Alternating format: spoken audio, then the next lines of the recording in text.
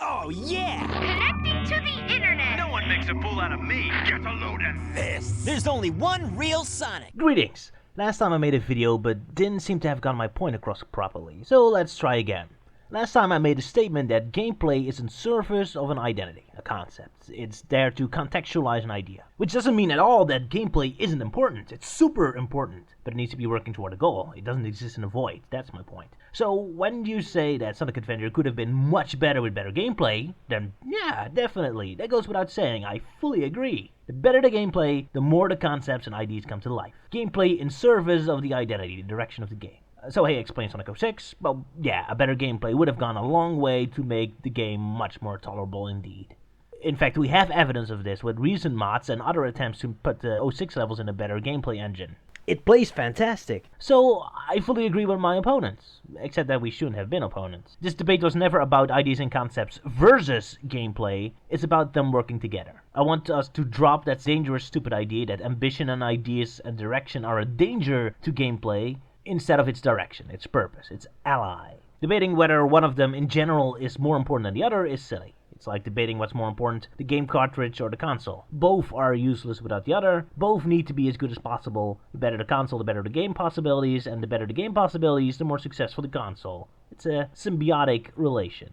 It's just that right now, we, the Sonic Spirit channel, have faith that on a gameplay level, Sonic Team mostly has it under control now. Ignoring Sonic Boom, which was done by a different studio and had a lot of behind-the-scenes clumsiness going on, the gameplay has been solid, especially compared to what it used to be. I have faith that the next games will have at least a very serviceable level of gameplay. Look, gameplay still has some improvements to make. People want the pinball physics, and level design needs to be fixed up, although both of those are directly tied into the identity, the concept of Sonic. So again, both of them working in harmony. First the concept, that people will enjoy. Then gameplay to make it happen. Makes sense, right? But one problem we're fighting here is, especially through the Nintendo camp, we seem to get this philosophy that gameplay exists in a void. That it's the only thing that exists. That no matter what we get, all is forgiving as long as the gameplay is correct. So on the PC there's a game called Hatred. A lot of people complain that Hatred is a bad game because you murder innocent people.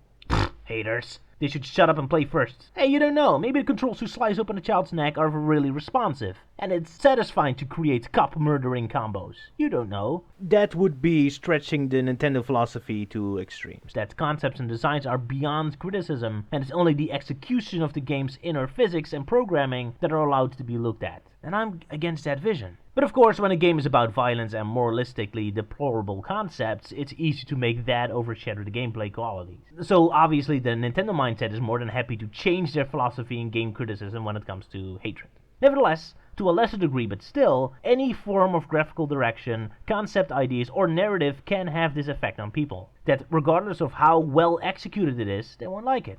I'm sorry, I don't care for sports. You can program it super perfect and give it the best physics model and realism and fast responses humanly possible, it's still soccer. I don't care. Ever. Sorry. It's just... But hey, it's about gameplay. You press a button, soccer guy kicks the ball, gameplay. You are legally required to love this game now. Buy it or you're a hater hellbent on destroying the universe. Okay, that's a hyperbolic exaggeration, but still. I'm against the philosophy that platform games only come in one flavor. Platform games can get their challenge and sense of fun from many different directions. Colors gets its sense of fun from things I don't care about, so it's basically the soccer game from the Sonic franchise for me. And our soccer games at least sell themselves honestly. As such, within the Sonic games it's harder to figure out what exactly you're getting in for. It's vital that we differentiate what games do beyond their technical execution. And don't merely throw them all together in one giant, this is how all platform games should be made, deep fryer. So yes, judging a game on its concept art and teaser trailers is acceptable. It's like ordering a tuna in a restaurant and a chef proudly showing us he's making a peanut salad. I can't judge whether he made a good salad or not yet, but I can most definitely complain that I ordered tuna and have a damn peanut allergy. So the Metroid controversy, usually defenses. Play the game first, then we'll talk. Look buddy, nobody's worried about the gameplay. This is Nintendo, they're the kings of good gameplay. I have no doubt in my mind that when I press the shoot button, the little guy will shoot, and the time it takes for the trajectory to hit the other guy will be super perfect smooth, and the collision detection will correctly judge if someone was hit or not. The gameplay will be perfect. But who are you making this game for? Metroid fans don't care because it ain't Metroid. Nintendo fans don't care because it looks depressing and dreary and brown and doesn't have the weird charm that Splatoon has. And people who like depressing, serious, dreary shooters don't care because the characters look too cute. So you're missing all key target audiences. First, you invite us in with a promising concept. Then we're willing to give it a go and are impressed by the gameplay mechanics and how well the promising concept comes to life.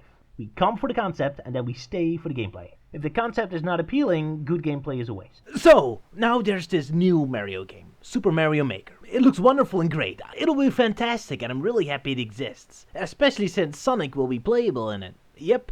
It'll be the ultimate Sonic game for Nintendo. It'll have a Sonic-shaped pawn. The game will have a bazillion obstacle courses with absolutely no narrative value. All designed by hardcore Nintendo fans, so they'll all be soul-destroyingly hard torture parades of inhuman difficulty. Or, you know, what Nintendo platform gamers would call fun. And it's filled to the brim with nostalgia. None of it's Sonic-related, so you get all the warm, fuzzy feelings of nostalgia without needing any pesky knowledge of what a Sonic or a Sega is. So this is the ultimate Sonic game for Nintendo Sonic fans. Great! Your wish has come true.